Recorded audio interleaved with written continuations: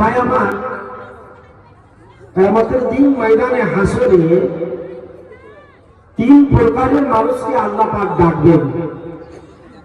কয় প্রকার বললাম? তিন প্রকারের মানুষকে আল্লাহ ময়দানে হাসরে ডাকবেন। কেন ডাকবেন? এই দুনিয়ার বাড়ি থেকে বাবাজি, ভাই, মা, বোন আমার ভালো করে শোনো, এমন তিন প্রকারের মানুষকে আল্লাহ ডাকবেন। এই যে আপনার আমার তাকওয়া এবং পরহেজগারি এবং নিয়াত, আমাদের ভিতরে যত মানুষ দুনিয়ায় চলাফেরা করি, আমার তাকওয়া আমার পরহেজগারি পৃথিবীর কোনো মানুষ জানে না। যিনি জানেন তিনি হচ্ছেন আল্লাহ। আমার আল্লাহ, আমার ভয় এবং ডরটা আল্লাহ ছাড়া কেউ জানে না। আমার নিয়তের, আমার অন্তরের, আমার সিনার খবরটা আল্লাহই জানে। আল্লাহ বলছেন আলিমুন বিজাতি সুদূর, আমি প্রত্যেকটা মানুষের সিনার খবর জানি।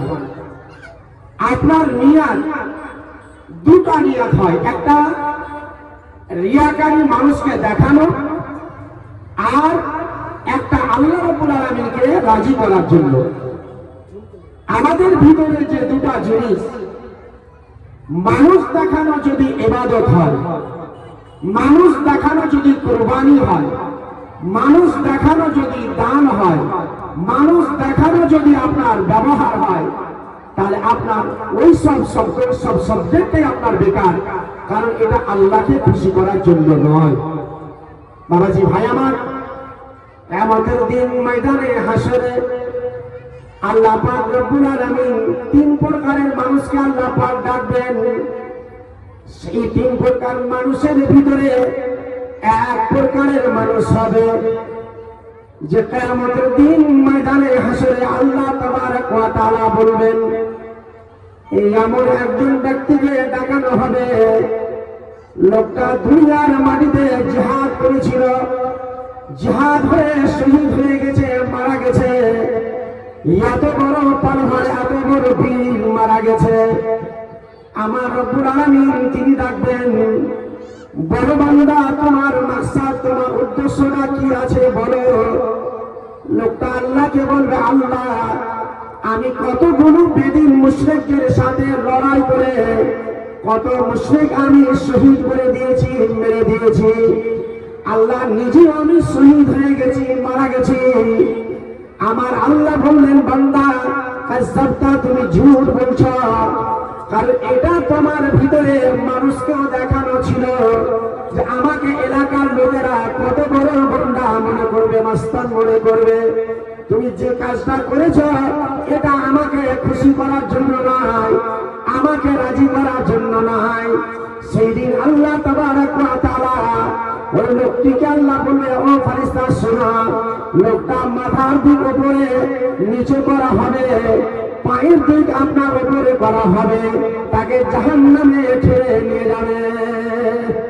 আরেক প্রকারের মানুষকে সেই দিন ডাকানো হবে, এমন একজন কারি, এমন একজন কোরআন তেলাওয়াত করনেওয়ালা হাফেজ, এত কণ্ঠস্বর, এত কোকিল কণ্ঠী ছিল। সেই দিন আল্লাহ তাবারক ওয়া তাআলা বলবেন, ওরে বান্দা, তোমাকে আমি ইলম দিয়েছিলাম, সেই তুমি এত ইলম পেয়ে কি কাজ তুমি করেছ? আল্লাহ রাব্বুল আলামিন বলবে, আল্লাহ, আমি শুধু তোমার উদ্দেশ্যে আল্লাহ মানুষের সামনে আমি কোরআন তেলাওয়াত করেছিলাম, নামাজ পড়েছিলাম। আমার আল্লাহ বলবেন, না বান্দা, কাযযাবতা, তুমি ঝুট বলছো।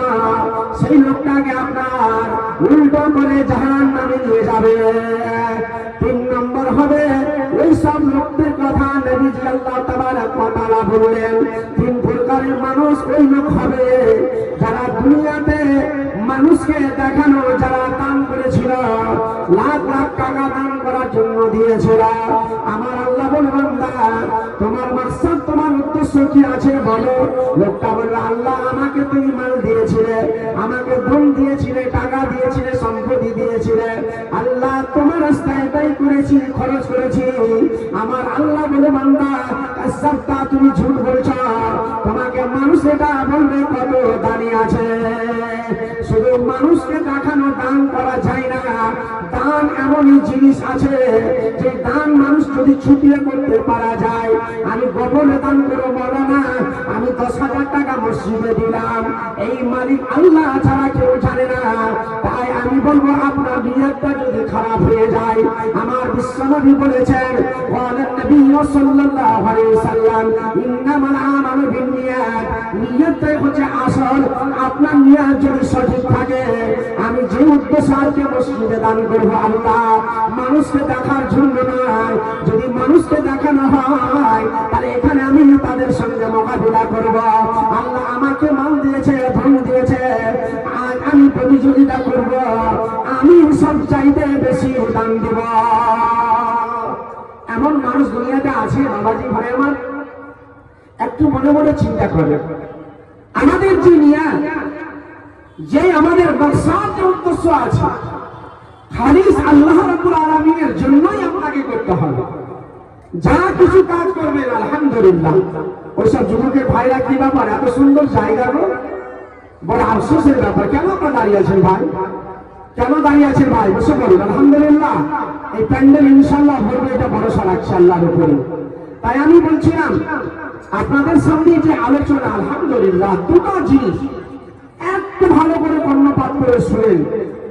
আপনারা যত মানুষ এখানে এসেছেন, এই জায়গা থেকে যদি পরিবর্তন না হওয়া যায়, এই জায়গা থেকে যদি সমস্যার সমাধান যদি না হয়, তাহলে জলসা শোনাটাই আপনার বেকার। কারণ এখানে আসা মানে হচ্ছে আমি সমস্যার সমাধান করার জন্য এসেছি। বলুন, আমরা সমস্যার সমাধান করার জন্য এসেছি। আমি যেটা জানি না সেটা জানতে পারবো এবং তার প্রতি আমরা আমল করবো। আমার